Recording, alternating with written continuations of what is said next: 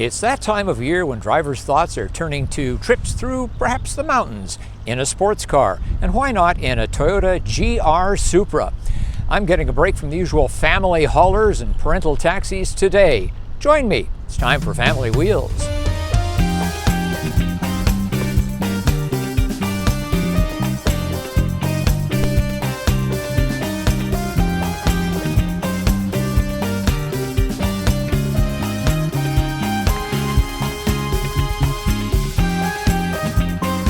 As we get rolling, a brief request. Give this review a like.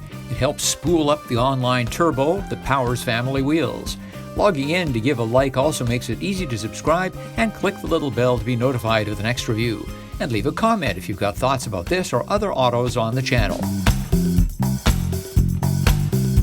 It's likely that any person who would bore you to death at a cocktail party talking about cars would know that the Toyota Supra is based on the BMW Z4 platform. The most Japanese part is the interesting design, the outside of the car. At first I didn't like it. It's kind of grown on me.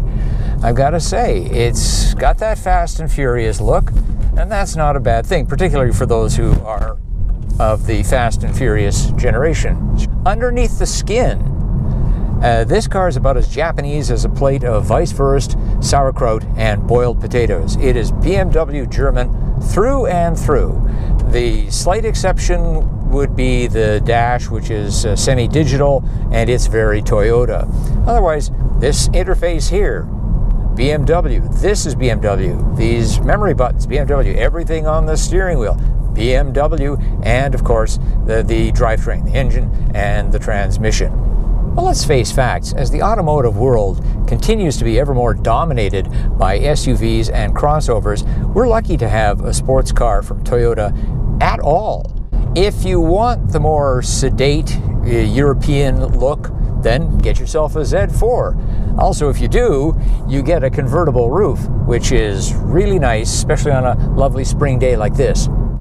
Toyota does have another sports car, the smaller and less powerful GR86 that operates in Mazda MX-5 territory. But note that it too is a joint venture, this one with Subaru, which calls it the BRZ.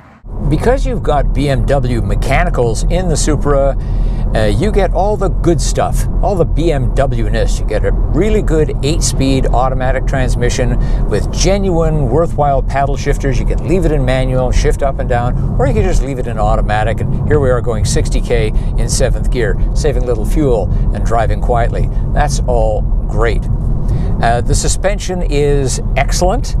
It's got a really sharp turn in, thanks in part to some good fat Michelin Pilot Super Sport tires. There's a couple of bonuses when you go with the 2-liter 4 as opposed to the 3-liter turbocharged 6 in the Supra 3.0. And that is, you're saving some fuel, but also it makes the car lighter. It's 100 kilograms lighter. That's 220 pounds. In other words, in the 3-liter Supra, you're carrying an NHL forward around, and that person is not riding with you in the 2.0.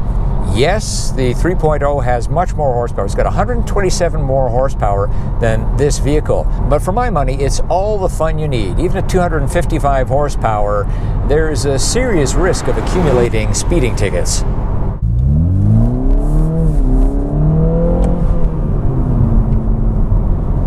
See, lots of pep.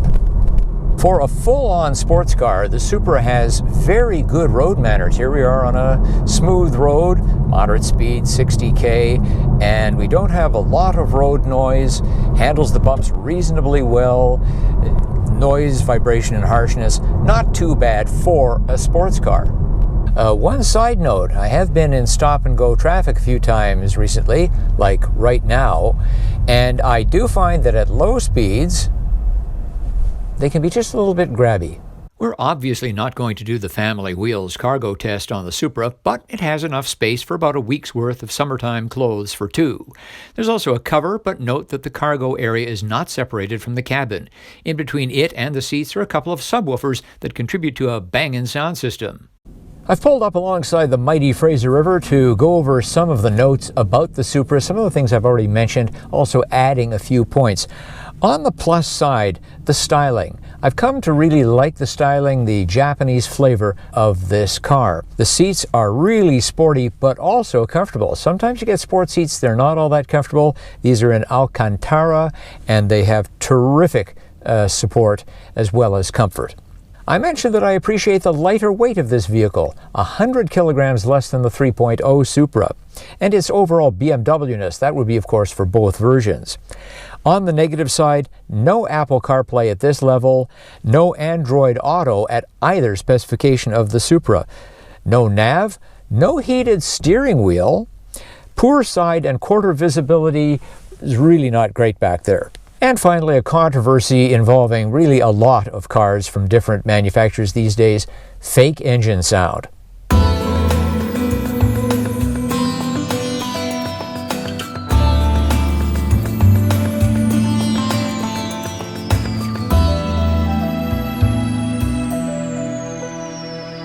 It looks like the auto supply gremlins have struck again, as our review car is not listed on the Toyota.ca website. It is not available. The only model listed is the 3-liter. Although I prefer the lighter 2.0 version, there's much to recommend the 3.0. It has 382 horsepower, 4-piston Brembo brakes, active differential, adaptive variable suspension, strut tower brace, launch control, and 19-inch wheels. And Apple CarPlay is available. All this adds up to a pretty hefty premium, though, in excess of $11,000 more than the 2.0. That's our look at the 2022 Toyota GR Supra 2-liter. What'd you think? Leave a comment. As always, thanks for watching, thanks for liking, and thanks for subscribing. I'm Richard Detman, and I'll see you next time on Family Wheels.